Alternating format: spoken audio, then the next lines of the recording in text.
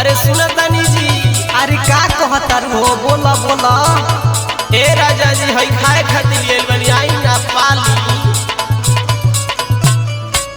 खाए खातिर लाइल बानी आम के अचार हो। अच्छा।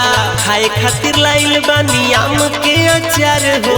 आवा नया राम तू कोइल भातार हो। आवा नया राम तू कोइल भातार हो।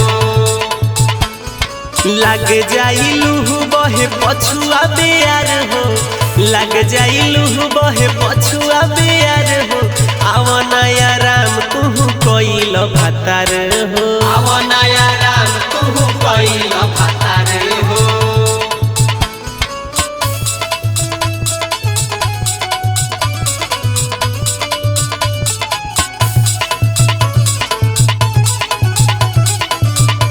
म्यूजिक बाय ए बोलमुआ का हो हई मुरहरिए गतान लेके चलिए तनी छोड़ब कि ना कुल। छोड़ दे तो खैबू का। हम कुछ नहीं जानत हमर बात सुनी। सुनो सुनो ए साजनवा छोड़ हसुआ गातनवा मन हमरो कहनवा लागे बौरई रहनवा। ए राजा जी अरे ओखिए के सुझा रही ना। सुनो सुनो ए साजनवा छोड़ हसुआ गातनवा मन हमरो कहनवा लागे बौरई रहनवा। काटो तारो सरसों गेहूं पगड़ी उतार हो। काटो तारो सरसों गेहूं पगड़ी उतार हो। आवा नया राम तू कोइल भातार हो। आवा नया राम तू कोइल भातार हो।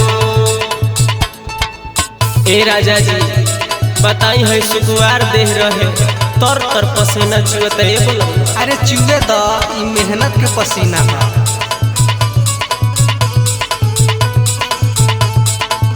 सुनो अटल साजनवा कर दिनवा मेरा रमवा बड़ी लागत आवे घमवा ओई सरद इजु खमवा।